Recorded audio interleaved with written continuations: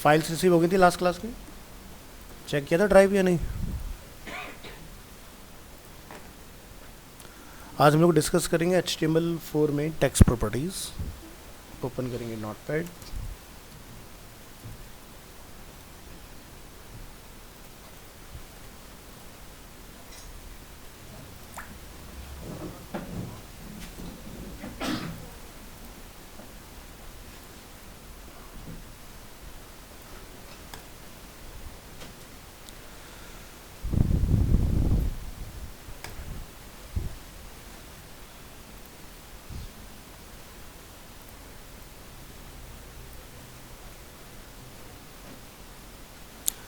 तो इससे पहले हम लोग पैराग्राफ वाला टॉपिक देखते हैं। तो आपको हमने लास्ट क्लास में डिस्कस किया था पैराग्राफ के अंदर different types of alignment, left, centre, right and justify. ठीक है। सो इस फाइल को ओपन करेंगे और चेक करेंगे वेब ब्राउज़र में। सो आप यहाँ स्क्रीन में देखेंगे कि ये आपको प्रॉपर लेफ़्ट से वेल अलाइन मिलेगा, ये वाला पार्ट आपको सेंटर में दिखाई देगा। ठीक है। और इस पार्ट की हम लोग बात करते थे, राइट से आपको प्रॉपर अलाइन मिलता है और फोर्थ पैराग्राफ आपको बोथ साइड से प्रॉपर अलाइन मिलेगा। सो जब भी आप मल्टीलाइन टेक्स्ट के साथ डील कर रहे हो तो आपने कोशिश करना है कि जस्टिफिकेशन का यूज़ करें, क्योंकि अगर आपने न्यूज़पेपर देखा होगा या मैगजीन्स देखा होगा या ई न्यूज़पेपर अगर आपने देखा होगा तो वहाँ पर हमारा टेक्स्ट प्रॉपर लेफ़्ट राइट से अलाइन होता है ना। अगर आपका टेक्स्ट इस तरह से जिगजैग होगा किसी भी एज पर तो क्या होगा, एंड यूज़र को मल्टीलाइन कंटेंट को रीड करने में काफ़ी कन्फ्यूज़न होता है। सो कॉलम बेस्ड प्रैक्टिस यूज़ करते हैं हम लोग। ठीक है। सो लिंकिंग हम लोगों ने डिस्कस किया था, जिसमें मैंने आपको गूगल का या फिर अरीना का लिंक करके आपको लास्ट क्लास में दिखाया था। प्लस इमेज हम लोग किस तरह से कॉल करते हैं ये भी हम लोगों ने डिस्कस किया था, जिसमें इमेज को हमने बैकग्राउंड और फोरग्राउंड दोनों में ट्राई किया था ना।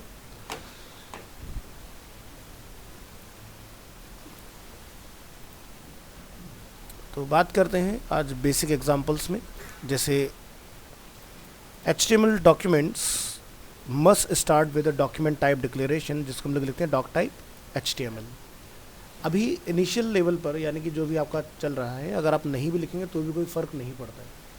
चेंजेस कहाँ आते हैं, जब आपका पेज लाइव होता है। ठीक है। तो आपका SEO में ये चीज़ चेक होता है और अगर आपका ये पार्ट मिसिंग होता है तो आपको एक एरर थ्रो होता है। सो कोशिश कीजिए या फिर अपनी प्रैक्टिस बनाइए कि इसको आपने लगाना ही है। नहीं लगाएंगे अभी के लिए आपको कोई भी चेंजेस पता नहीं चलेगा कि इसको हटाने पर लगाने पर क्या चेंजेस हमें मिल रहा है। चेयर थोड़ा पीछे पीछे कर लो, जगह बनाओ। लास्ट रो में 4 लोग हो जाओ, 3 लोग हैं।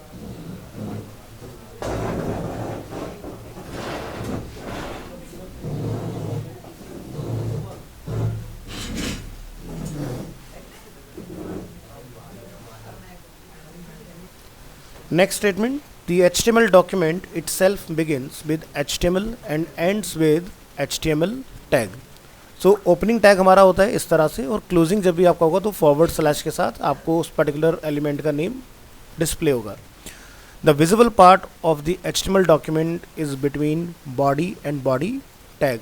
तो हम लोग ये सब चीज़ें देख चुके हैं कि जो भी हमें एंड यूज़र को डिस्प्ले करना है वेब ब्राउज़र में तो वो आपको बॉडी में मेंशन करना होता है।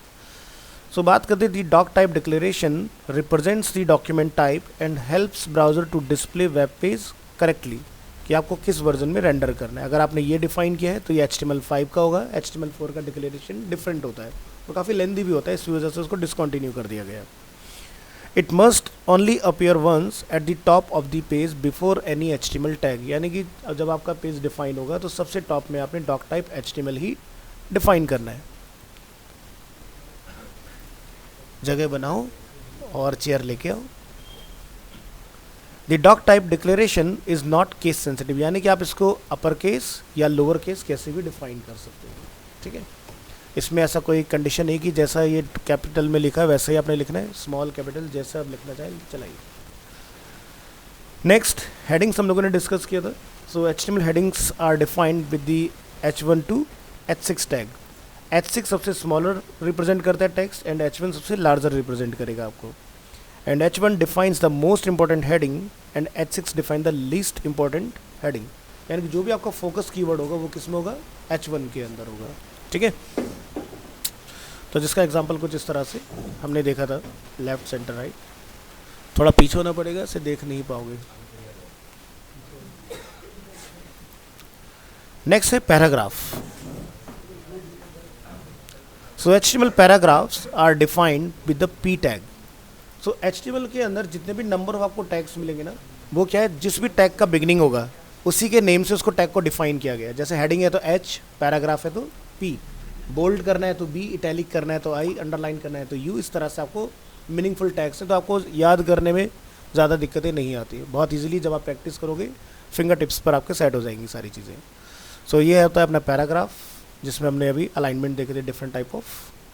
नेक्स्ट आता है लिंक्स, जिसको हम लोगों ने लास्ट क्लास में डिस्कस किया था। HTML links are defined with the A tag. अब ये लिंक से स्टार्ट नहीं, यानी कि L से स्टार्ट नहीं हो रहा है, क्योंकि इस पर हम लोग क्या करते हैं, किसी भी पेज को हुक करते हैं और उसको हम बोलते हैं एंकर। ठीक है, तो A रिप्रेजेंट क्या करता है, anchor tag. The link destination is specified in the href attribute, जिसका हमने बताया था लास्ट क्लास में, फुल फॉर्म हाइपर रेफरेंस।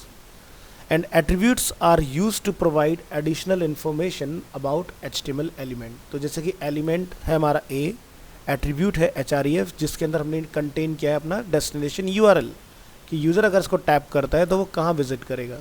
तो हमारा क्या ओपन हो रहा है, गूगल। बिल्कुल गाइस, थोड़ा थोड़ा एडजस्टमेंट कर लो, ठीक है, ताकि सभी लोग क्लास ले। Next, HTML images. HTML images are defined with the IMG tag. IMG हम लोग शॉर्ट में लिखते हैं, ठीक है, और ये रिप्रेजेंट करता है आपका image. So the source file, जिसको हम लोग डिफाइन करते हैं SRC, ऑल्टरनेटिव टेक्स्ट के हम लोग यूज़ करते हैं ALT, और इमेज का जो भी डायमेंशन आप कंटेन करना चाहते हैं, उसका विड्थ या हाइट, वो आपको विड्थ और हाइट एट्रीब्यूट के अंदर ऑफर करना है।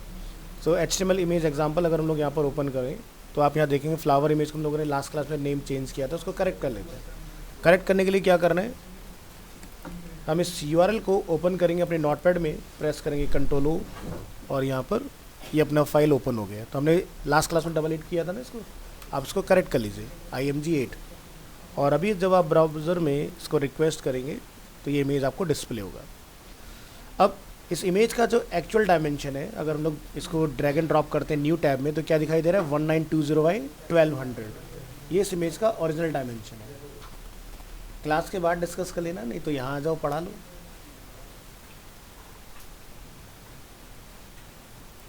लास्ट क्लास में समझाया था ना, 2-4 लोग बात करोगे, कई लोगों को नुकसान करोगे, तो बेहतर है कि बाहर जाके बात कर लो। वैसे ये कोडिंग और सॉफ्टवेयर तो है नहीं, याद तो कुछ होने वाला नहीं है इसमें, तो जितना फोकस होकर सुनोगे उतना फ़ायदे में रहोगे। नहीं तो फिर एग्ज़ाम होगा, बोलोगे सर हेल्प करा दो, है ना, और कोडिंग में लोग फेल हो जाते हैं।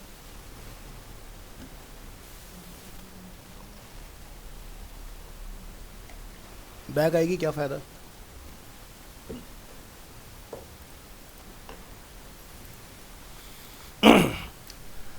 सो हमें यहाँ पर ये ध्यान रखना है कि अगर आप वेबसाइट में कोई भी इमेज यूज़ कर रहे हैं, तो जैसे कि इस इमेज का ओरिजिनल साइज़ हमने अभी देखा कितना है, 1920x1200, यानी कि एक फुल HD के इक्विवेलेंट है ना।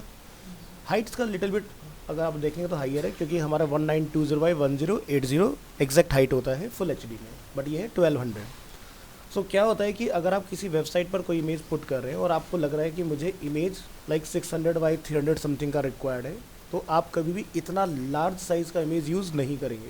देखो ब्राउज़र रेंडर कर देगा, क्योंकि अभी जो आपका इमेज रेंडर हो रहा है ये सिस्टम रेंडर कर रहा है, बट जब ये वेबसाइट लाइव होगा तो यानी कि जिस सर्वर पर आपकी वेबसाइट होस्ट होगी वहाँ से रेंडर होगा, है ना। अब एक सर्वर से मल्टीपल वेबसाइट्स चलते हैं, जैसे अभी हमारा इस कंप्यूटर से सिंगल पेज एक्सेस हो रहा है। ऑनलाइन जो सर्वर होते हैं जहाँ से आप डोमेन और होस्टिंग बाय करते हैं, तो वहाँ पर क्या होता है, सो मैनी साइट्स रन हो रही थी, 1000+ साइट्स भी हो सकती हैं एक ही सर्वर पर। तो होगा क्या कि आपने इतना हैवी इमेज अगर यूज़ किया और आपके पेज के ऊपर 100 लोगों का ट्रैफिक है, एग्जाम्पल ऐसा समझिए, तो आपकी पेज की जो परफॉर्मेंस होगी वो डाउन हो जाएगी, क्योंकि इतनी बड़ी इमेज को जब आप रिक्वेस्ट करोगे सर्वर से और आपके पास तक लोड होने में टाइम लगेगा। तो देखते कई बार कुछ इमेजेस होती हैं बहुत स्लो ओपन होती हैं, क्योंकि वो वेल ऑप्टिमाइज्ड नहीं है, और अगर इमेज वेल ऑप्टिमाइज होगी तो वो इमीडिएट आपको जैसे रिक्वेस्ट करोगे डिस्प्ले हो जाएगी। सो इसको कैसे हैंडल किया जाए, तो पहला चीज़ ये कि ये हमने जस्ट डेमो के लिए इमेज को यहाँ पर कॉल किया हुआ है। आप इस इमेज को फोटोशॉप में ले जाके इसको रिसाइज करेंगे। फोटोशॉप हम सभी को आता है, वहाँ पर एक ऑप्शन आता है इमेज के अंदर जाके इमेज मेन्यू में इमेज साइज़, और वहाँ से हम लोग अपना क्या करते हैं, साइज़ को कंट्रोल कर लेते हैं। और शॉर्टकट कमांड रहता है ऑल्ट कंट्रोल आई, तो आप वहाँ से भी हैंडल कर सकते हो। तो जैसे कि ओपन करेंगे फोटोशॉप,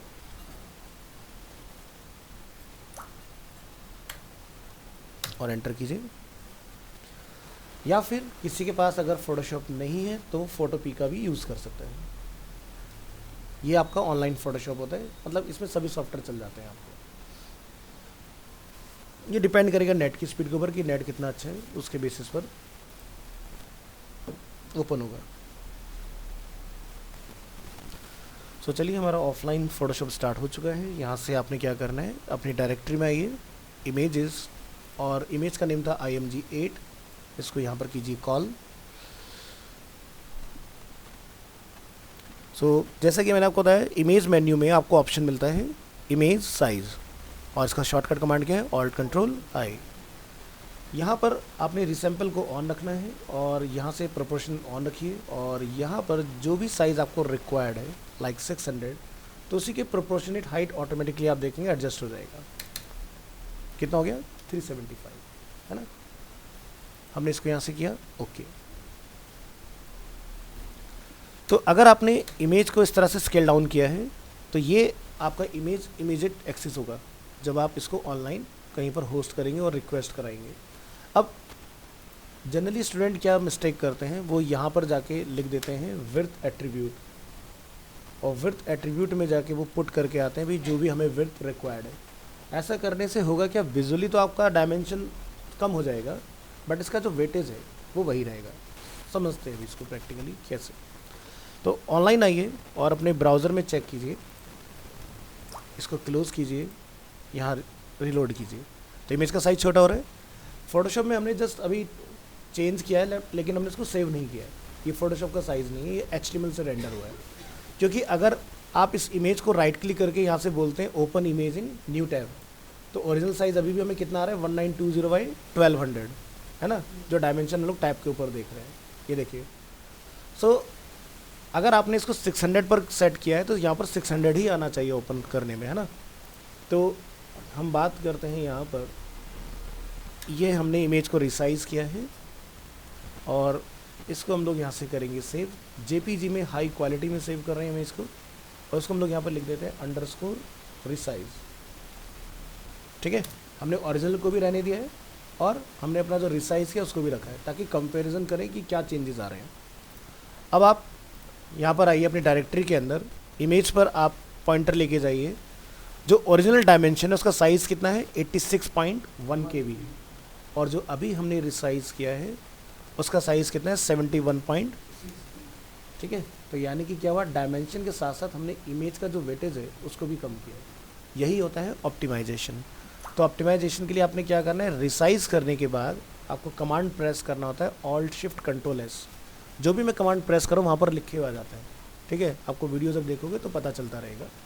अदरवाइज़ ये कमांड आपको फाइल मेन्यू के अंदर एक्सपोर्ट में आपको मिलेगा, यहाँ से सेव फॉर वेब लेगेसी। ठीक है, और यहाँ पर ये कमांड मेंशन है। ठीक है, सो अभी हम लोगों ने इसको मैक्सिमम पर सेव किया है। तो अगर आप इसको रिड्यूस करते हैं क्वालिटी को, मैं हाई पर ले आता हूँ, अब हमारी इमेज का साइज़ कितना रह जाता है, अगर हम लोग थोड़ा सा जूम करें 18 KB समथिंग, और इमेज की क्वालिटी में कोई भी लॉस नहीं दिखाई दे रहा है, 18.52 KB। इसको ज़रा सेव कीजिए अगेन।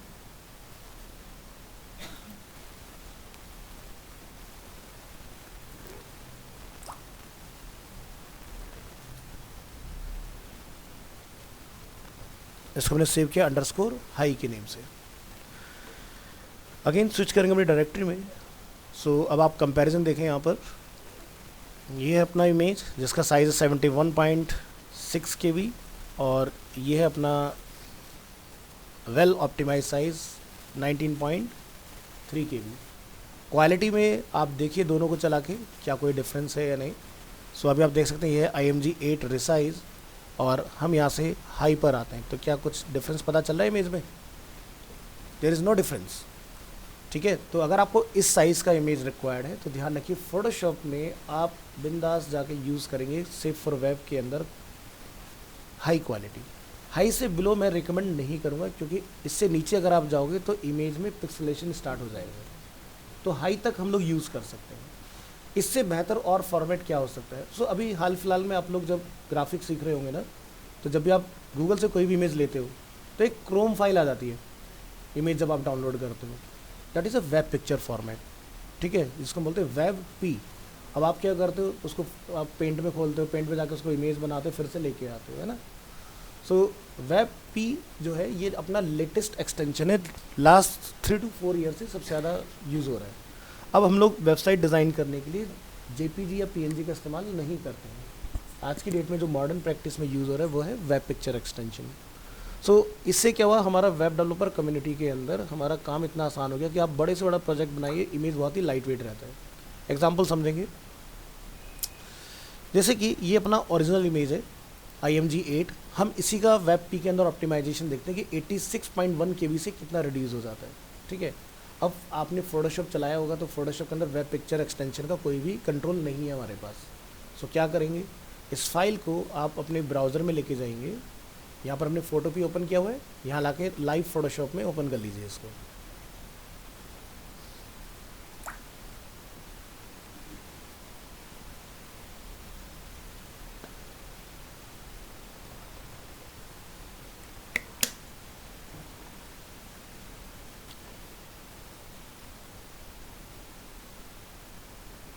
टाइम ज़्यादा ले, एक बार रिफ्रेश कर लीजिए अपने वेब ब्राउज़र और यहाँ से ओपन कीजिए या फिर ड्रैग एंड ड्रॉप अगेन।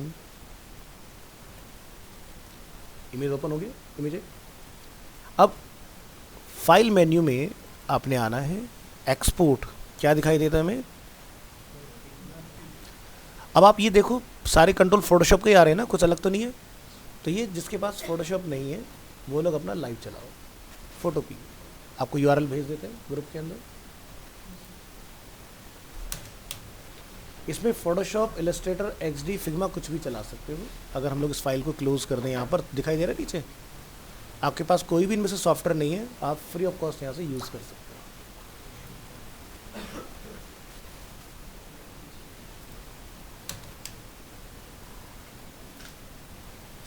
ये लीजिए, हमने आपको लिंक इसका शेयर कर दिया है, आपके ग्रुप में आ गया है। चलिए तो रीओपन करेंगे अपना इमेज, फाइल मेन्यू, यहाँ से हम लोग चूज़ करेंगे वेब पिक्चर और यहाँ से हम लोग इसका करेंगे ऑप्टिमाइजेशन। तो हम यहाँ से बोलते हैं कि इमेज को 50% क्वालिटी पर ऑप्टिमाइज़ करो, और यहाँ से आपने जैसे ही इसको 50% किया, इस जगह पर नोटिस कीजिएगा क्वालिटी को अगर हम लोग 70% करते हैं, कुछ चेंजेस दिखाई दे रहे हैं सेजेस पर, ध्यान दीजिएगा।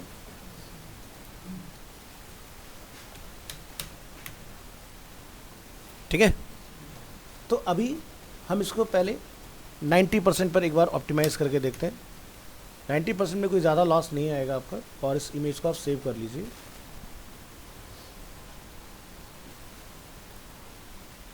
कितना हो गया इमेज 90% पर?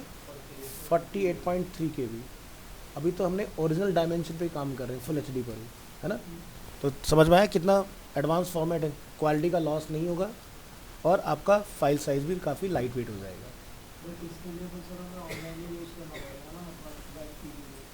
हाँ, ऑनलाइन ही आपको यूज़ करना पड़ेगा। फोटोशॉप में इसका एक्सटेंशन आप इंस्टॉल कर सकते हो। फोटोशॉप के अंदर जो टूल्स आप देखते हो वो आते हैं जो अडोबी ने बनाए हैं। हम अडोबी के अलावा भी अपने खुद के टूल डाल सकते हैं, पॉसिबल है उसके अंदर, ठीक है, मिल जाते हैं उसके कंट्रोल। बट आज की डेट में शायद ही कोई ऐसा कंप्यूटर हो अरीना को छोड़ के जिसमें नेट ना होता हो, क्योंकि तो आप बोलोगे सर अरीना में तो नहीं होता है, मैं इसलिए पहले ही बोल देता हूँ, ठीक है। हाँ, तो आप कहीं भी जॉब पर जाओगे तो नेट आपको मिलेगा ही मिलेगा, तो इसलिए इसमें ना तो कोई लोड है ना कुछ है, आप बिंदास इसको कन्वर्ट करिए यहाँ से।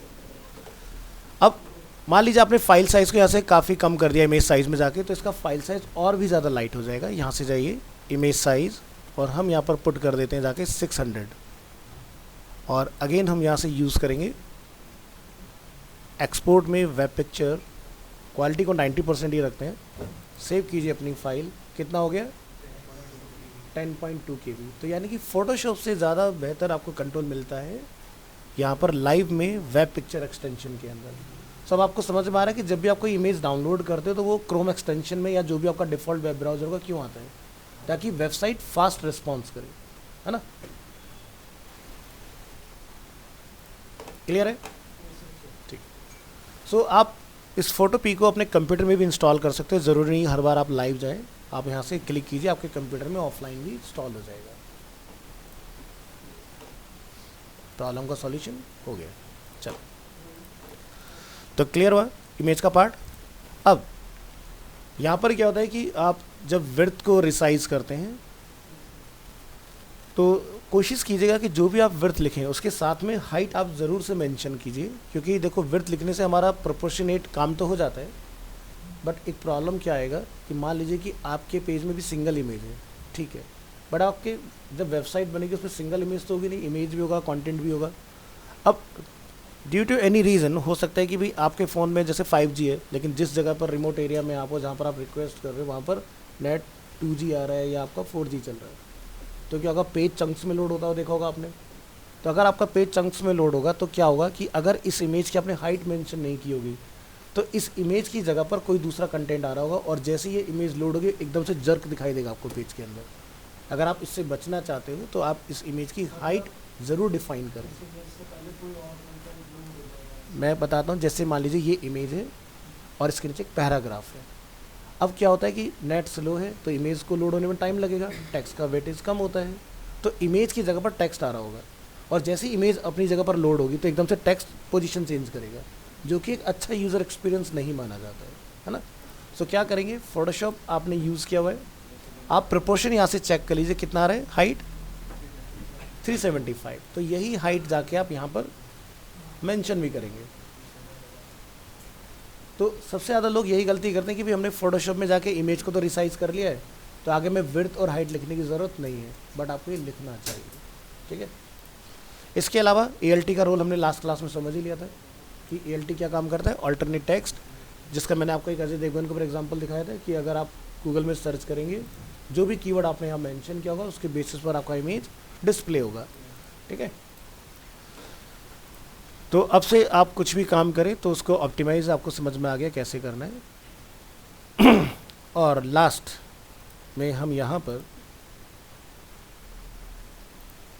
हमने जो डाउनलोड के अंदर 2 इमेजेस अपने ऑप्टिमाइज किए हैं उसको कॉपी करेंगे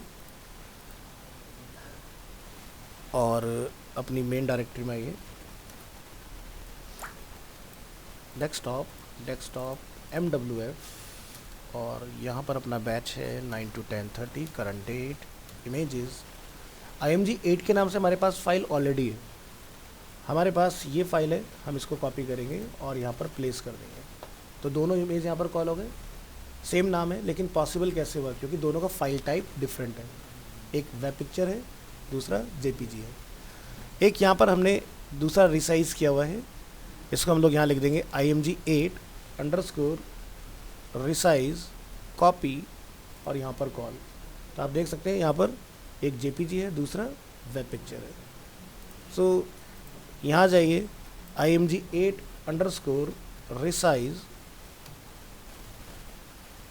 एक्सटेंशन लिखेंगे web P, web picture, this is full form of web P, और ब्राउज़र में आएंगे, यहाँ पर अगर सब कुछ ठीक है तो रीलोड कीजिए, क्या कोई क्वालिटी में चेंज दिखाई दिया, नो।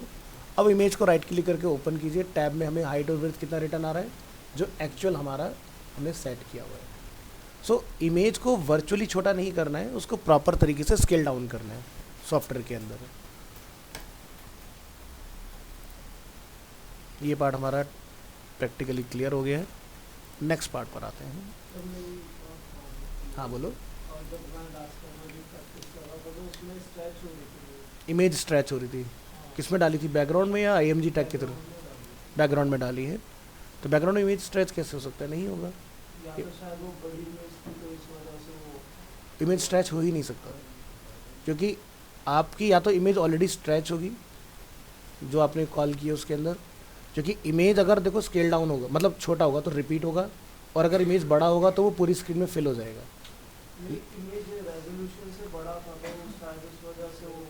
आपने कोई एडिशनल प्रॉपर्टी ट्राई किया उसके अलावा? अब जैसे फॉर एग्जांपल हम यहाँ पर देखते हैं, इसी फाइल में देख लेते हैं, चलो मैं कोई 4K इमेज देख लेता हूँ यहाँ पर, इसको अंडरस्टैंड करने के लिए क्या ऐसा कुछ प्रॉब्लम हम लोग फेस कर रहे हैं। सो सी ड्राइव के अंदर आपने आना है। सी ड्राइव के अंदर आपको फोल्डर मिलेगा विंडोज़ के नाम से। विंडोज़ के अंदर आपको फोल्डर मिलेगा वेब के नाम से, क्योंकि मैं नेट से ढूंढने में टाइम नहीं लगाऊंगा। तो यहाँ पर दिखाई दे रहा है 4K। 4K के अंदर हमें मिलेगा वॉलपेपर का फोल्डर, इसके अंदर विंडोज़, और इसके अंदर हमारे पास डिफरेंट इमेजेस अवेलेबल हैं। ठीक है, सो हम यहाँ से एक 4K इमेज ले लेते हैं। 4K का जो डायमेंशन होता है हमारा वो होता है 3840x2160। ये हो गया लैंडस्केप मोड में, और ये हो गया आपका पोर्ट्रेट मोड में। ठीक है, सो हम यहाँ से इस इमेज को करेंगे कॉपी और इसको अपने फोल्डर में लेके आते हैं।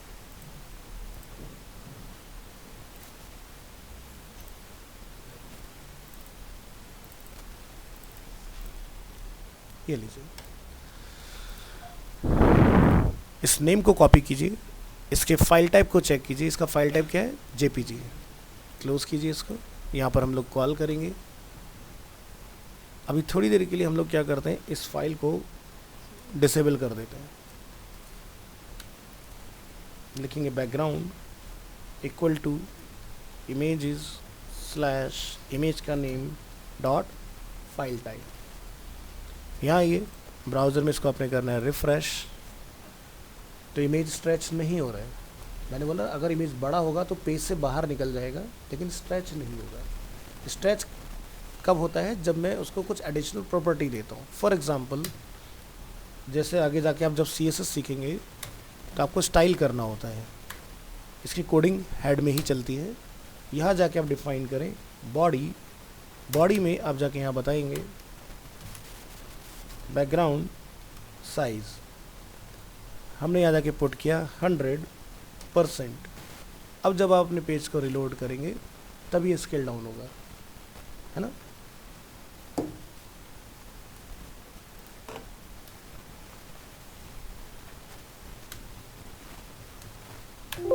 तो आप चेक कीजिएगा, मे बी आपकी इमेज में ही गड़बड़ है, हो सकता है, क्योंकि 2 डेकेड प्लस से मैं काम कर रहा हूँ। आज तक ऐसा प्रॉब्लम डे 1 से लेकर आज तक नहीं आया है जो आपने बताया।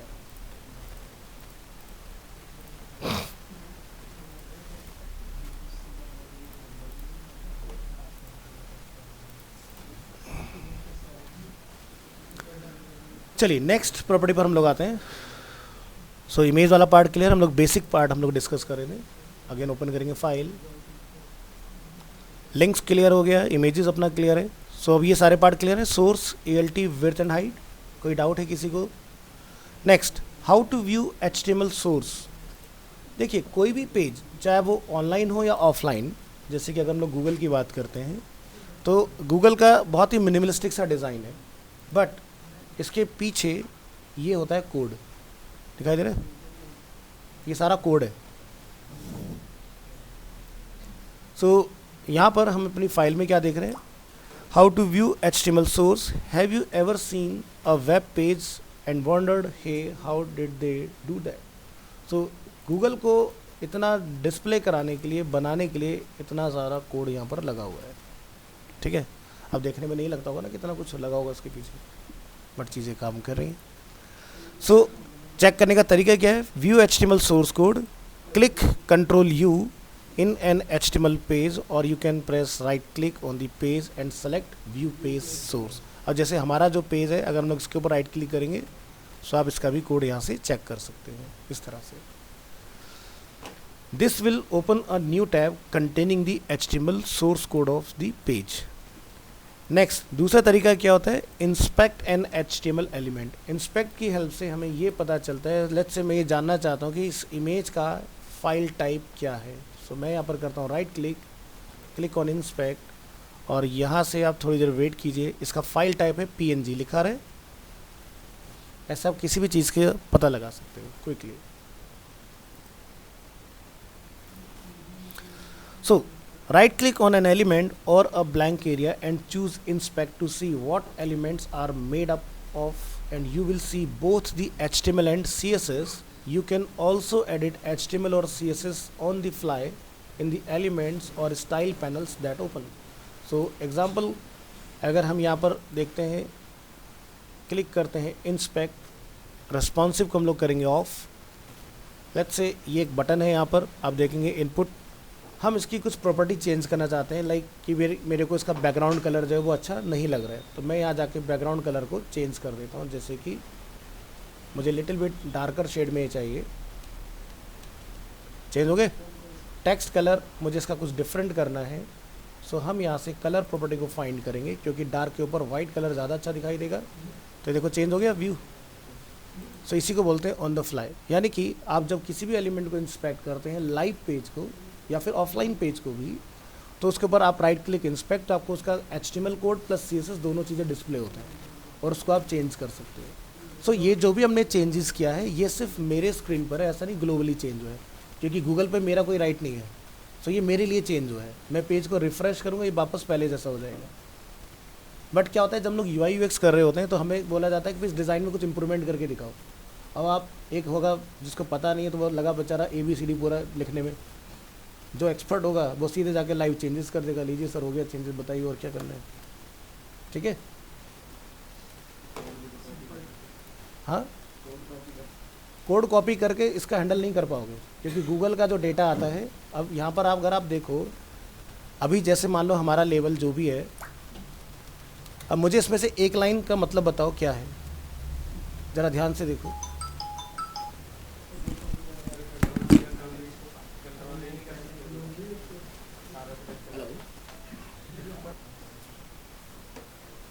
सो ये सभी पार्ट क्लियर हुए इस फाइल के। नेक्स्ट,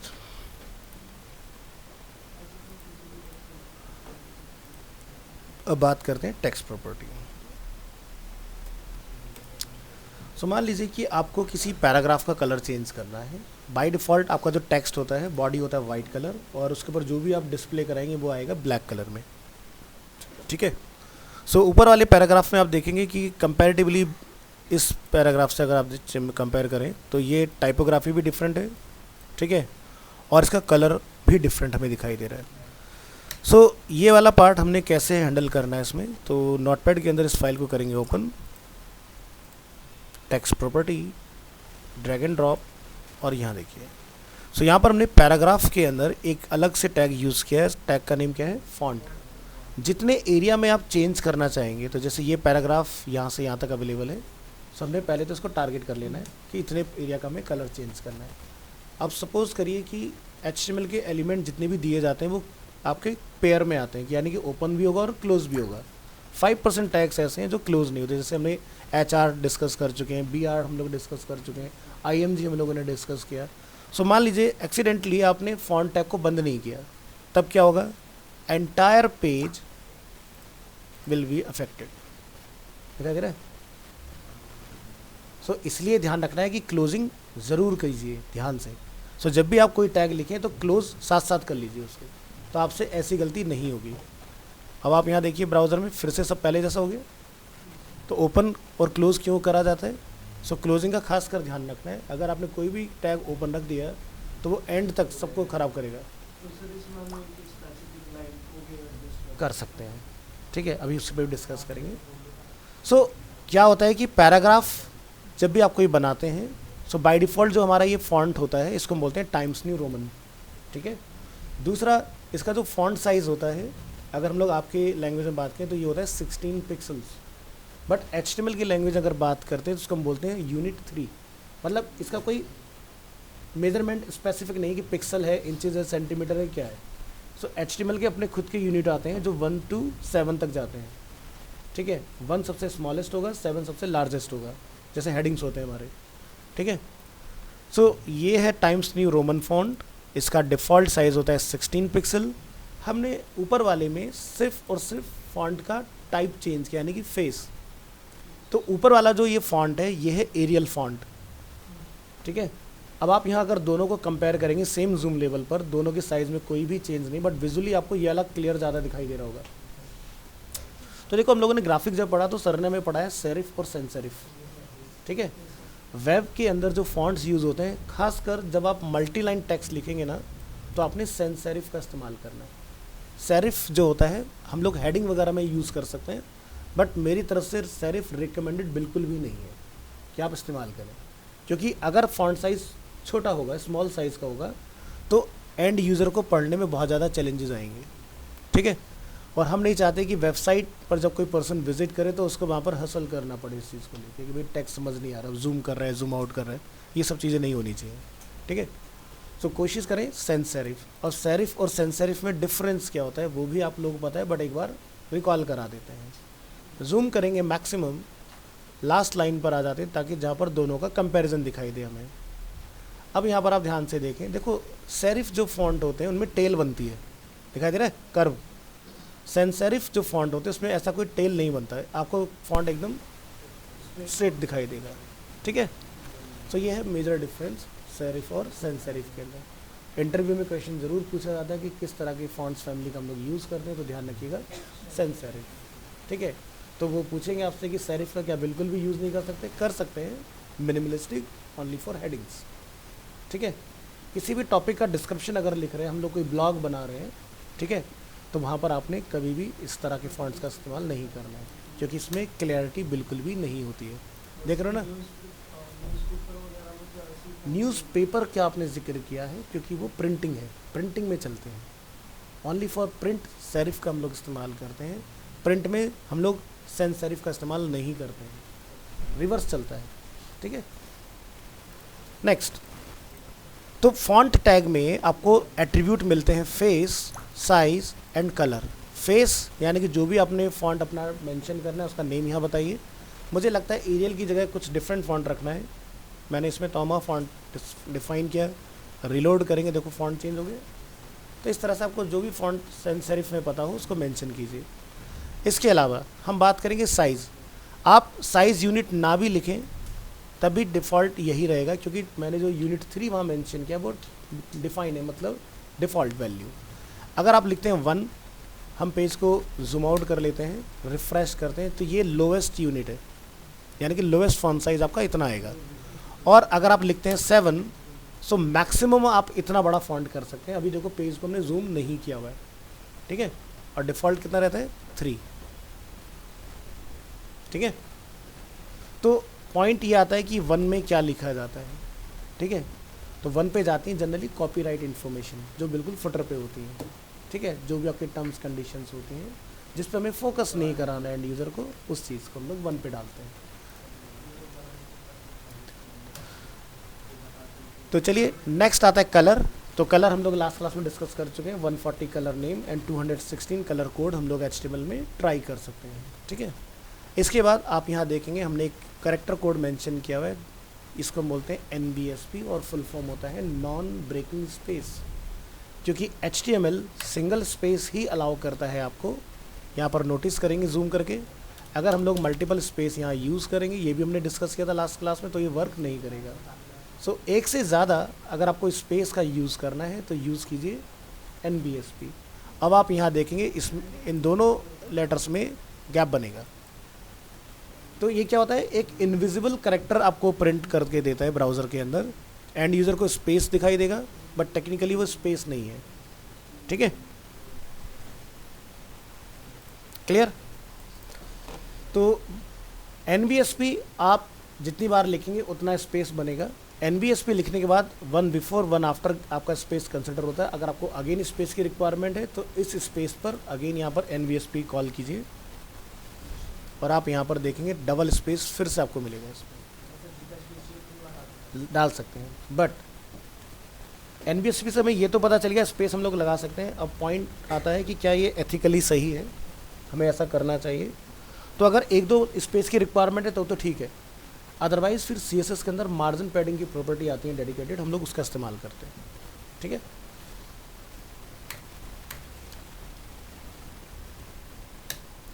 नेक्स्ट हम लोगों ने लास्ट क्लास में BR भी डिस्कस किया था, ब्रेक लाइन, और मैंने आपको फोटोशॉप में बता दिया था किस तरह से यूज़ होगा। शिफ्ट एंटर, सॉफ्ट एंटर जिसे हम लोग बोलते हैं, और उस शिफ्ट एंटर सभी सॉफ्टवेयर में चलता है।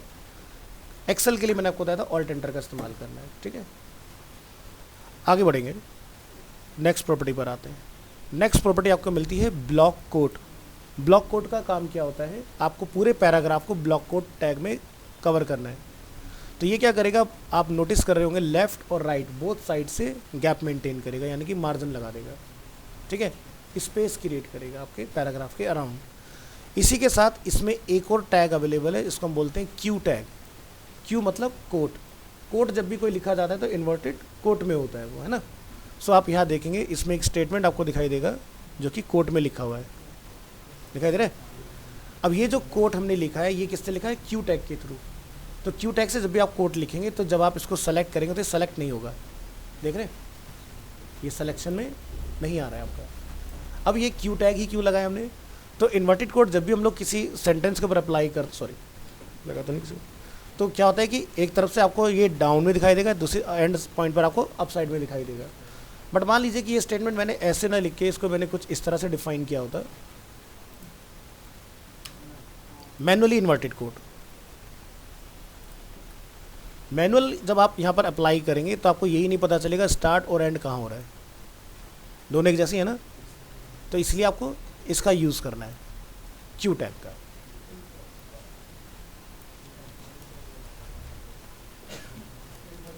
ये वाला पार्ट क्लियर हो गया, आगे बढ़ते हैं। और क्या क्या प्रॉपर्टीज़ हमारे पास HTML4 में अवेलेबल हैं। तो जैसे कि आप देख रहे हैं स्मॉल टेक्स्ट, तो कंपैरेटिवली नॉर्मल टेक्स्ट जो है हमारा जो कि 3 होता है उसके कंपैरिजन में ये टेक्स्ट हमें लिटिल बिट स्मॉल दिखाई दे रहा है। इसके लिए डेडिकेटेड टैग आता है स्मॉल, ठीक है। नेक्स्ट हम लोग देख रहे हैं बिग। डिफ़ॉल्ट टेक्स्ट के कंपैरेटिवली इसका आपको साइज लार्जर साइड में दिखाई देगा, इसके लिए टैग यूज़ करते हैं हम लोग बिग, ठीक है।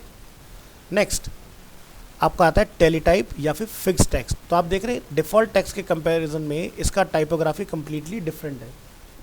सो इसको हम लोग ये कह सकते हैं कि ये जो आपका टेलीटाइप फॉन्ट आता है, तो जितने भी टाइपराइटर्स होते हैं मैनुअल या फिर इलेक्ट्रॉनिक, इन सभी के अंदर जो डिफ़ॉल्ट आपका स्टैम्प पेपर वगैरह पे चलता है वो यही होता है फॉन्ट साइज। दूसरा, बिलिंग सेक्टर के अंदर सबसे ज़्यादा यूज़ होने वाला फॉन्ट भी यही है।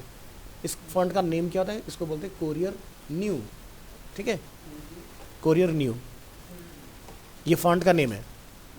तो नेक्स्ट बोल्ड। बोल्ड के लिए लोग कौन सा टैग यूज़ कर रहे हैं, बी। बी टैग में जो भी मैसेज आप कंटेन करेंगे वो ऑटोमेटिकली इस तरह से हाईलाइटेड आएगा। नेक्स्ट टैग है इटैलिक, आई, तो यहाँ से ये इटैलिक आपको डिस्प्ले होगा। नेक्स्ट टैग है अंडरलाइन, यू, तो जितना मैसेज आपका यू टैग के इन बिटवीन आएगा वो आपका अंडरलाइन डिस्प्ले होगा। नेक्स्ट है स्ट्राइक। स्ट्राइक के लिए आपने यहाँ पर स्ट्राइक टैग का ही इस्तेमाल करना है, इसके लिए कोई शॉर्ट कमांड नहीं है, ठीक है। कंप्लीट स्ट्राइक लिखेंगे और आपका मैसेज इस तरह से स्ट्राइक हो जाएगा। आज तक आपने इतना ग्राफिक सीख लिया, कहीं इस्तेमाल किया स्ट्राइक, ज़रूरत नहीं पड़ी ना। अब आप ई-कॉमर्स चलाते हो, प्राइस देखते हो, स्लाइस होके लिखे होते हैं कि वो 999 हो गया 499, तो वहाँ पर स्ट्राइक का यूज़ होता है। दूसरा और कहाँ मेजर यूज़ मिलेगा, मान लीजिए आप कंटेंट राइटर हो, ठीक है, तो जब भी कोई कंटेंट राइटर अपना कंटेंट लिखता है और अपने सीनियर के पास अप्रूवल के लिए भेजता है और उसमें मान लीजिए कुछ करेक्शंस आ गए, तो वो उसको डिलीट नहीं कर सकता, वो उसको स्ट्राइक करके उसके अगेंस्ट नया कंटेंट लिखेगा ताकि कंपैरिजन हो। तो मेजरली वहाँ यूज़ होता है। ई-कॉमर्स के अंदर हम लोग ऑफरिंग के लिए जनरली यूज़ करते हैं कि भाई 999 इतने का हो गया, या जैसे जो भी आप सेल प्राइस ऑफरिंग प्राइस देखते हैं वो चीज़। नेक्स्ट है सुपर स्क्रिप्ट। तो हम लोगों ने एक इक्वेशन यहाँ पर मेंशन किया MC², तो इसके लिए आप यूज़ करेंगे SUP। हमने 2 को SUP में कंटेन किया तो ये हो गया super script. SUP stand for super. यहाँ पर हम लोगों ने H2O डिफाइन किया, तो हमने सब के अंदर इसको डिफाइन किया है। आपको ग्रेटर देन और लेस देन का सिंबल अगर प्रोड्यूस करना है तो कीबोर्ड से नहीं लगाइएगा। कीबोर्ड का अगर आप लगाओगे तो आपको पता है आपने इतने सारे टैग लिखे हैं लेकिन कोई भी टैग आउटपुट प्रिंट हो रहा है नहीं ना। तो इसके लिए आपको कैरेक्टर कोड इस्तेमाल करना है %LT, less than, GT, greater than, ठीक है। तो आपके ये आउटपुट आएंगे। इसी तरह से कीबोर्ड में आपके एक एंड का सिंबल भी दिया होता है। HTML में जब आप काम करते हैं तो आपने कीबोर्ड से एंड का सिंबल भी नहीं अप्लाई करना है। इसके लिए आपको लिखना होगा %NBSP, सॉरी AMP, इसको बोलते हैं AMP, यानी कि देखिए ये एंड का सिंबल आपका जो होता है ये नंबर 7 के ऊपर आता है कीबोर्ड के अंदर ना, तो आपने कीबोर्ड से नहीं बनाना है इसको, आपने इसके लिए भी कैरेक्टर कोड का यूज़ करना है AMP। नेक्स्ट करेंसी सिंबल्स जो होते हैं हमारे, ठीक है, इसकी हम लोग बात करेंगे। तो येन के लिए आपका ये आउटपुट है, यूरो, पाउंड एंड INR के लिए हम लोग आज के रुपीज़ का सिंबल देख रहे हैं। तो देखो जब आप कीबोर्ड खरीदते हैं ना तो हमारा US बेस्ड होता है, इसका जो लेआउट होता है यूएस लेआउट होता है। जैसे अगर आप हाल फिलहाल में विंडो अगर अपने कंप्यूटर में डालते हो तो आपसे प्राइमरी और सेकेंडरी कीबोर्ड लेआउट पूछा जाता है कि भाई कीबोर्ड आपको इंडिया बेस्ड चाहिए या फिर यूएस यूके बेस्ड आपको इंस्टॉल करना है। तो हमारी बाय डिफ़ॉल्ट प्रेफरेंस होती है यूएस बेस्ड। तो यूएस बेस्ड कीबोर्ड जब भी आप लेंगे तो उसमें आपको डॉलर डिफ़ॉल्ट मिल जाएगा और रुपीज़ का सिंबल भी आपको मिलेगा देखने के लिए, दोनों ही मिलेंगे। आपको एक ही बटन पर 3 कमांड मिलेंगे, डॉलर, न्यूमेरिक 4 एंड रुपीज़ का सिंबल। बट रुपीज़ हमारा जो होता है तब काम करता है जब आप इंडियन लेआउट चूज़ करेंगे। आप रुपीज़ ट्राई करोगे नहीं आएगा, डॉलर प्रिंट होगा बाय डिफ़ॉल्ट। तो अपना कीबोर्ड लेआउट चेंज कर लेंगे तो चलेगा। बट वेब ये कहता है कि भाई रुपीज़ के लिए आप क्या करेंगे, कैरेक्टर कोड का इस्तेमाल करेंगे। तो पहले सबका देख लो। येन के लिए आपने एम्परसेंट येन, यूरो के लिए यूरो, पाउंड के लिए पाउंड और रुपीज़ के सिंबल के लिए 8377 आपने यूज़ करना है कोड। इसके लिए ऐसा क्यों है, क्योंकि यूनिक कोड जब लिखे गए तो रुपीज़ का सिंबल मार्केट में बहुत लंबा टाइम नहीं हुआ, ठीक है, हाल फिलहाल में, मतलब कह सकते हैं 8-10 साल हो चुके हैं मार्केट में इसको। तो लेकिन वेब के जितने भी यूनिक कोड है बहुत पहले लिखे जा चुके, ठीक है। तो ये लेटर में जब लेटर ऑन जब इंट्रोड्यूस हुआ तो इसको एक अलग नंबर से यहाँ पर आइडेंटिफाई कराया। नेक्स्ट आप देखते हो कॉपीराइट का सिंबल वेबसाइट्स वगैरह में फुटर में जनरली मिलता है, तो इसके लिए हम लोग लिखते हैं M% कॉपी। रजिस्टर्ड का आपने मार्क देखा होगा तो इसके लिखते हैं REG। ट्रेडमार्क का सिंबल हमें मिल जाता है जनरली ब्रांड लोगो वगैरह के साथ में, रजिस्टर्ड और ट्रेडमार्क। तो आपको यहाँ पर ट्रेड लिखना है इसके लिए। और अगर आपको डायरेक्शनल एरो बनाने, राइट, लेफ्ट, अप, डाउन, तो इसके लिए आपको यहाँ पर सिंबल मिल जाएगा M%। R बोले तो right, ARR stand for aero, L stand for left, U stand for up, D stand for down. तो ये बहुत कॉमन है जो सबसे ज़्यादा यूज़ में आते हैं। ऐसे हज़ारों कीवर्ड्स हैं जिनका हम लोग यूज़ करते हैं। तब आप कहाँ से इस्तेमाल कर सकते हो, तो आप सभी के कंप्यूटर में एक कमांड मिलती है कैरेक्टर मैप। एंटर कीजिए तो ये विंडो खुल जाएगी आपके सामने। अब आप जैसे एरियल फॉन्ट चलाते हो तो एरियल की उतनी पावर आप इस्तेमाल कर पाते हो एरियल को चलाने के लिए जितने कीबोर्ड में बटन है। बट एरियल फॉन्ट के अंदर इतने सारे आपको ऑप्शंस मिलते हैं, ठीक है। अब इन सभी को इस्तेमाल करने के लिए आपको कोड की रिक्वायरमेंट आती है, ठीक है। तो मान लीजिए कि मुझे जैसे कहीं पर कुछ लिखना है, जैसे कि ये सिंबल हम लोग देख रहे हैं, मुझे ये बनाना है, तो कीबोर्ड में तो ऐसा ही नहीं आपके पास। तो आप क्या करोगे, लिखेंगे Alt 0171 और ये देखो बन गया, बना। हमने क्या लिखा, Alt 0171। This is a keyboard stroke जिससे आप इसको बना सकते हो। तो ये कैसे पता मुझे, तो यहाँ पर देखो लिखा रहा है की स्ट्रोक। ऐसा नहीं मैंने कोई जादू कर दिया, सब कंप्यूटर में ही है। अरे लिखने की जरूरत नहीं, यहाँ देख लेना सबके अलग अलग स्ट्रोक है।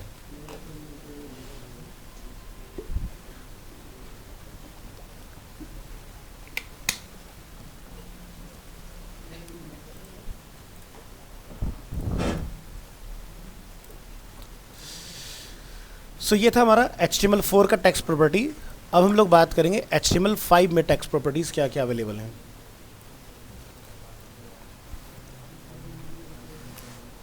और इस फाइल को भी वेब ब्राउज़र में ओपन कर लीजिए।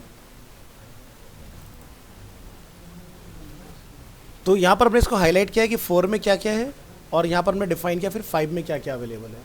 सो 4 में कुछ प्रॉपर्टीज़ और रह गई हैं, उसको भी हम लोग ज़रा डिस्कस कर लेते हैं क्या क्या अवेलेबल है। तो हमने एरो तक देख लिया था, डाउन एरो तक। इसके बाद आपको HTML4 में एक और टैग मिलता है, इसको हम बोलते हैं एक्रोनियम। एक्रोनियम टैग क्या होता है कि जब आप ब्राउज़र में होते हैं या किसी भी सॉफ्टवेयर को जब आप चला रहे होते हैं, मान लीजिए जैसे यहाँ पर रिलोड का एक सिंबल दिखाई दे रहा है, तो क्या लिखा आता है माउस ले जाने पर, reload this page, this is called tool tip, ठीक है, कि जिस पे माउस जाएगा उसके बारे में आपको बता देगा, है ना। सो ऐसे अगर आप यहाँ देखोगे एक्रोनियम टेक्स्ट जहाँ मेंशन है HTML, सो हमने यहाँ पर HTML की फुल फॉर्म को माउस ओवर पर रिवील कराया हुआ है। क्या लिखा रहा है, हाइपर टेक्स्ट मार्कअप लैंग्वेज। तो ये कैसे पॉसिबल होता है, एक्रोनियम टैग में आपने यूज़ करना है एट्रीब्यूट टाइटल, उसमें फुल फॉर्म मेंशन कीजिए और इसको क्लोज कर दीजिए अपना जो भी फुल फॉर्म दिखाना है उसको कंटेन कराने के बाद। और ब्राउज़र में ये आपको दिखाई देगा डॉट डॉट अंडरलाइन के फॉर्म में और उसके ऊपर टूल टिप आपको डिस्प्ले होगा। नेक्स्ट आता है प्री फॉर्मेटेड टेक्स्ट। प्री का मतलब क्या होता है कि अगर आपने प्री टैग में कोई भी मैसेज लिखा, तो देखो हमने ये सीखा कि HTML स्पेस को रेंडर नहीं करता है, बट अगर आप प्री टैग का इस्तेमाल करेंगे तो ये इस स्पेस को भी रेंडर कर रहा है। बट देख रहे टाइपोग्राफी चेंज है, कौन सा वाला आ रहा है, टेली टाइप वाला, यानी कि कोरियर न्यू। तो यहाँ पर आप देख रहे हैं हमने एक कैरेक्टर बनाया इसी की हेल्प से, HTML इज़ वेरी इजी, जिसने हैट लगाया हुआ है और आपके बोर्ड के थ्रू मैसेज डिस्प्ले कर रहा है। तो ये कैसे बना, तो आप यहाँ देख रहे हो, अगर हम लोग इसको इस टाइपोग्राफी में देख रहे हैं तो ये ख़राब दिखाई दे रहा है, बट आउटपुट सही निकाल रहा है। तो इसका करेक्ट फॉन्ट क्या है, तो हम लोग फॉन्ट में जाएंगे, फॉर्मेट के अंदर आता है फॉन्ट, आप यहाँ लिखेंगे कोरियर न्यू, और जैसे आप इसको ओके करेंगे, नीचे आइए, अब सही दिखाई दे रहा है करेक्टर। तो ये डिज़ाइन किया गया इस फॉन्ट के साथ सेट करके, बाद में फॉन्ट को चेंज कर दिया है, आउटपुट सही आएगा, यहाँ पर चाहे ख़राब दिखे कोई मतलब नहीं है।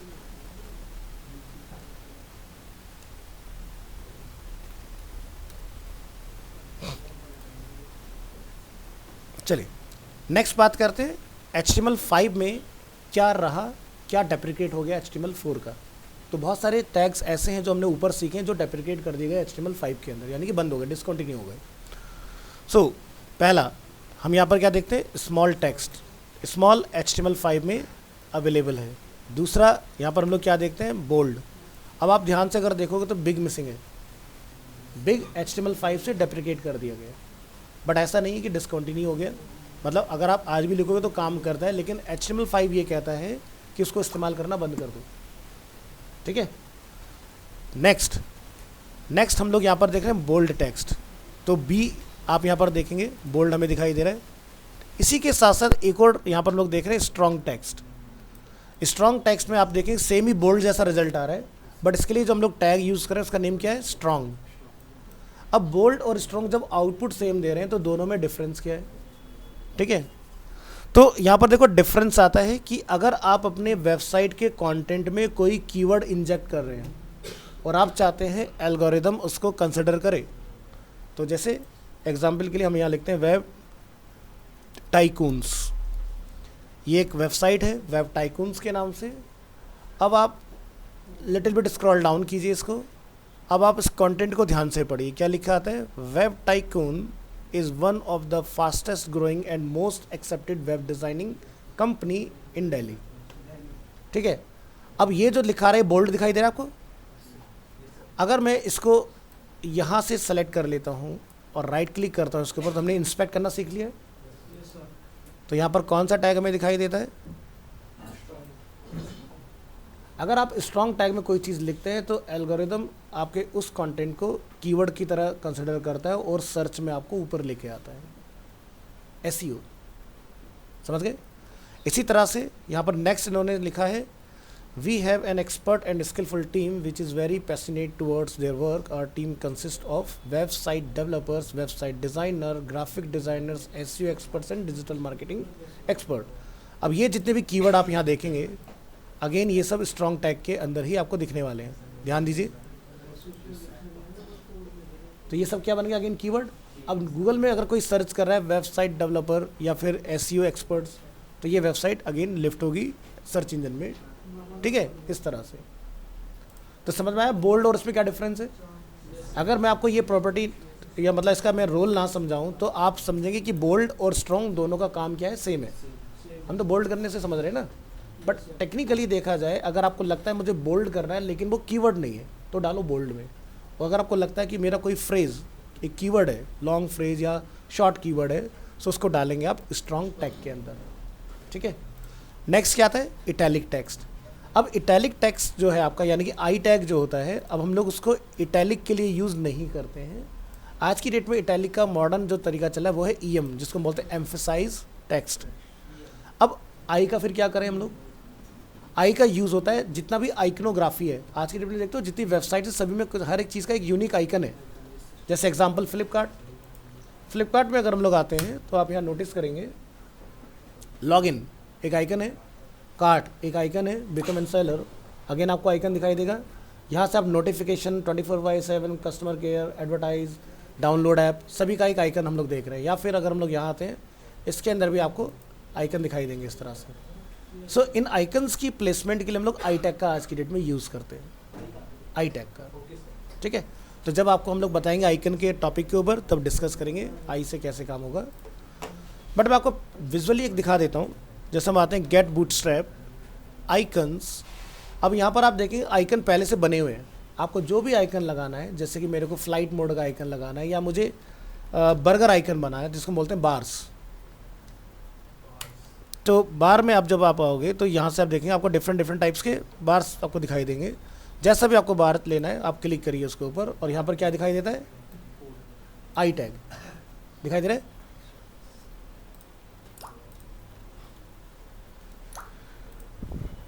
नेक्स्ट हम लोग देख रहे हैं अंडरलाइन का यू टैग डिसकंटिन्यू हो गया HTML5 में। इसके लिए हम लोग यूज़ करते हैं इंसर्टेड इंस्टेड ऑफ यू। तो आप यहाँ देखें INS एक नया टैग इंट्रोड्यूस हुआ है, ठीक है। नेक्स्ट स्ट्राइक डिसकंटिन्यू हो चुका है, इसकी जगह पर आ गया डेल यानी कि डिलीटेड टेक्स्ट। क्या मतलब आउटपुट वही रहेगा, मतलब जैसा कहावत है ना, रिश्ता वही सोच नहीं तो काम वही है लेकिन लिखने का तरीका बदल गया, ठीक है। Superscript subscript as it is है। हाईलाइट करने के लिए आपको मिलता है मार्क टेक्स्ट। तो मार्क में आप देखेंगे मार्क टैग में मैसेज जो भी कंटेन होगा वो बाय डिफ़ॉल्ट येलो बैकग्राउंड से हाईलाइट हो जाएगा। नया टैग मिलता है अगर आप चाहते हैं आपके बिजनेस का एड्रेस, बाद में, अभी नहीं, जब CSS सीख जाएंगे तब पॉसिबल हो जाएगा, अभी के लिए नहीं। अब आपके बिजनेस का एड्रेस अगर आप चाहते हो कि गूगल में हाईलाइट हो, डिस्प्ले हो, तो आपको यूज़ करना है एड्रेस के लिए एड्रेस टैग। अब अगर आप यहाँ देखेंगे विजुअली तो इटैलिक दिखाई दे रहा है, तो बहुत सारे लोग गलतियाँ कर जाते हैं, इटैलिक या एम्फेसाइज के अंदर एड्रेस डाल देते हैं, तो ये SEO में कंसिडर नहीं होगा। तो क्या लिखना पड़ेगा, एड्रेस टैग, तब आपका एड्रेस लिस्ट होगा। नेक्स्ट आता है एक्रोनियम का सब्स्टिट्यूट। एक्रोनियम भी डेप्रिकेट हो गया है, इसको बोलते हैं एब्रीविएशंस। इसका टैग आता है ABBR, ठीक है, और सेम रिजल्ट आपको मिलेगा माउस ओवर के ऊपर। नेक्स्ट आता है बाई डायरेक्शनल टेक्स्ट, यानी कि आपका टेक्स्ट जो होगा मिरर होगा और राइट टू लेफ्ट हो जाएगा। जैसे आप देखते हो एम्बुलेंस मिरर फॉर्म में लिखा होता है ताकि जो सामने गाड़ी चला रहा है उसको सीधा दिखाई दे, है ना। नेक्स्ट क्या है, साइड टेक्स्ट। मान लीजिए आपने कोई एक फेमस लाइन लिखी है और किस पर्सन ने कही है उसके बारे में आपने बात करना है। तो जैसे विलियम वर्ड्सवर्थ का हमने नाम यहाँ पर मेंशन किया है, उन्होंने एक पोएम लिखी थी who has seen the wind. तो किसी पर्सन के नाम को अगर आप हाईलाइट करना चाह रहे हो तो साइड टेक्स्ट में आपने डिफाइन करना है, तो टैग लिखिए साइड।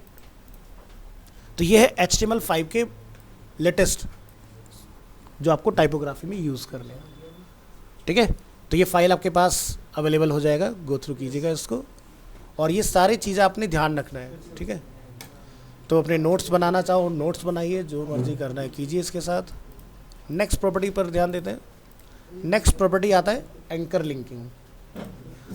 एंकर लिंकिंग का काम क्या है, नहीं वो एंकर लिंकिंग अलग है। यहाँ पर एंकर लिंकिंग का एक्चुअल में आप एंकर मतलब समझोगे, वहाँ था हाइपर लिंक, ठीक है। अब यहाँ पर एंकर को हम कैसे हुक कर रहे हैं एक दूसरे के साथ वो समझिए।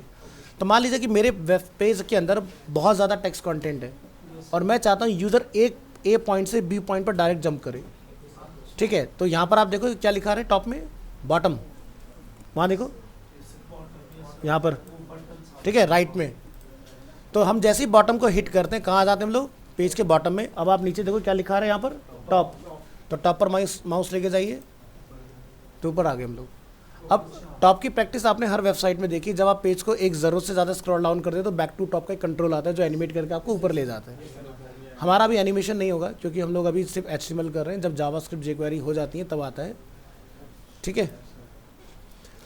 तो फिलहाल के लिए ये होता है आपका एंकर लिंक। अब ये काम कैसे करता है, ज़रा इसके कोड पर एक नज़र डालिए। तो बीच के तो देखो फिलर है, सिर्फ ध्यान रखना है कि पेज में स्क्रॉलिंग मैंडेटरी है एंकर लिंकिंग के लिए। अगर पेज में स्क्रॉलिंग नहीं है तो एंकर लिंकिंग वर्क नहीं करेगा, ठीक है।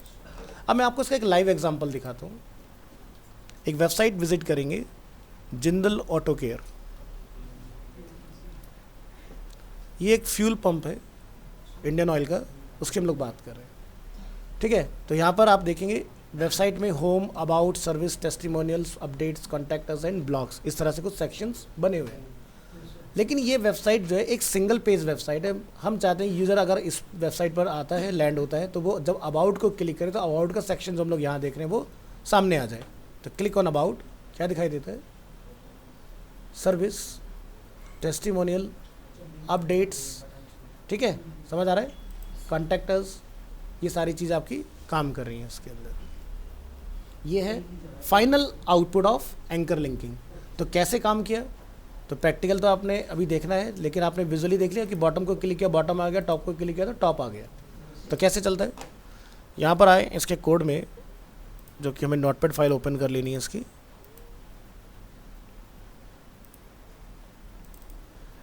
जूम करेंगे। सो सबसे पहली चीज़ कि मुझे लिंक को राइट हैंड साइड पर रखना है, तो हमने क्या करा, पी टैग में अलाइन, तो राइट हो गया। मैसेज उसके अंदर लिखा हमने ए टैग के अंदर बॉटम। HREF में आप देखेंगे कोई यहाँ पर URL नहीं है, क्या लिखा हमने, हैश बॉटम। तो हैश तब यूज़ होता है जब हम लोग सेम पेज के अंदर लिंकिंग करते हैं। तो ये बॉटम क्या है, तो आप यहाँ आगे नोटिस करेंगे ID इक्वल टू क्या लिखा है, टॉप। ऐसे नीचे जो लिखा होगा ID वो क्या होगा, बॉटम होगा, और उस ID को ये ट्रिगर कर रहा है यहाँ से। तो नीचे आइए, चेक कीजिए यहाँ पर क्या लिखा है, हैश टॉप, और ID क्या है, बॉटम। तो ये एक दूसरे के साथ कम्युनिकेट कर रहे हैं आपस में, ठीक है। अब इसी का हम देखेंगे मल्टीपल एंकर लिंकिंग एग्जाम्पल। अब मान लीजिए हमने एक वेबसाइट बना लिया जिसके अंदर लिंक्स हैं home, service, about, portfolio, contact. तो अभी ये जिंदल ऑटो केयर का हम लोग एग्जाम्पल देख रहे हैं कि आपने क्लिक किया सर्विस, तो यूज़र के सामने क्या आ गया। अगर आप राइट हैंड साइड पे स्क्रॉल बार पर नज़र डालेंगे तो आप देखिएगा ये मूव हो रहा है, अबाउट, पोर्टफोलियो, कॉन्टैक्ट, होम। एक विजिटर किसी भी पेज पर कैसे भी जा सकता है, और इसका जो कोड है वो कुछ इस तरह से है। ओपन करेंगे इसको नोटपैड में, तो क्या लिखा हमने, पैराग्राफ बनाया, 5 लिंक यहाँ पर डिफाइन किए हम लोगों ने। क्या लिखा, home, service, about, portfolio, contact, ठीक है। अब ये सभी लिंक कहाँ पर हैं, तो आप नोटिस करेंगे हमने इस बार ID टैग में ना देके किसको दिया है, H2 को। अब सपोज कीजिए कि मैंने H2 को अगर ये नहीं दिया होता तब क्या होता, हम इसको यहाँ से हटा देते हैं। हमने कट किया, हमने ID जैसे कि प्रीवियस एग्जाम्पल में देखा वहीं पर ही लगा दिया होम के साथ, क्लियर है। अब डिफरेंस हम लोग क्या देखेंगे, ब्राउज़र में जाइए, रिफ्रेश कीजिए अपने पेज को, तो पेज कहाँ से शुरू हो रहा है, जहाँ पर ID लगा हुआ है। बट यूज़र को तो नहीं पता ना कि वो क्लिक करके कॉन्टैक्ट से होम पर पहुँच गया कि नहीं पहुँचा है, जबकि होम तो ऊपर है। तो समझ में आया कि ID यानी कि हुक किसको करना है, कहाँ से पेज शुरू होगा, हम चाहते हैं यहाँ से शुरू हो। अब जब आप कॉन्टैक्ट पर जाएंगे, अब आप कॉन्टैक्ट पर क्लिक करिए, तो होम पर क्लिक करिए, तो दिखाई दे रहा है डिफरेंस। तो मैंने नीचे बाकी पर डिफाइन नहीं किया, सिर्फ आपको सेम दिखाई दे रहा है। तो आप यहाँ देखिए, अबाउट से होम, कुछ नहीं करना है, खाली आपको ये बताना है शुरू कहाँ से होगा, उसको दे दो ID, और लिंक को आपने बताना है किसके साथ वो कम्युनिकेट करेगा। अब यही पार्ट हमने क्या करा, इतना पार्ट हमने पेज में दोबारा लिखा है। अगर आप स्क्रॉल डाउन करेंगे तो हमने यहाँ पर दोबारा से इसको मेंशन किया है। ये क्या हो गया, सर्विस का सेक्शन हो गया, क्या लिखा रहे, और सर्विस पे आपका ये हुक इसको कनेक्ट कर रहा है। फिर नीचे चलेंगे, यहाँ पर हमने क्या लिखा है, अबाउट अस, हुक का नेम क्या है, अबाउट, और ये अबाउट इसके साथ कम्युनिकेट कर रहा है। और नीचे आइए, ये क्या है, पोर्टफोलियो, तो ये वाला पोर्टफोलियो पर आपका काम करेगा। हमने कॉन्टैक्ट के लिए शायद नहीं डिफाइन किया था, तो कॉन्टैक्ट का मैं एक हुक आपको बना के दिखा देता हूँ। तो अभी क्या हो रहा है, जैसे आप लोग कॉन्टैक्ट पर क्लिक करो तो क्या दिखाई दे रहा है, होम ही आ रहा है हमारा ना। तो इसको करेक्ट करें, कॉपी करेंगे पोर्टफोलियो, ध्यान से देखिए सामने,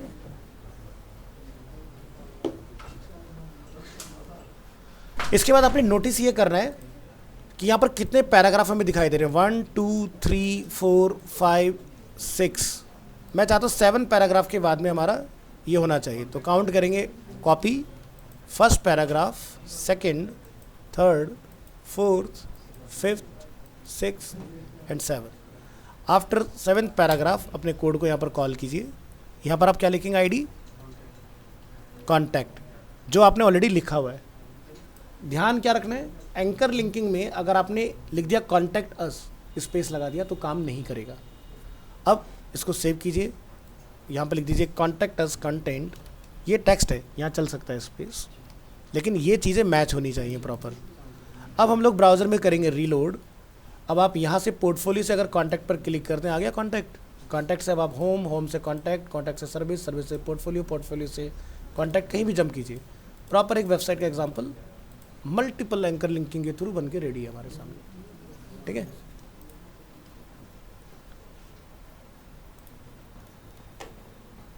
नेक्स्ट टॉपिक,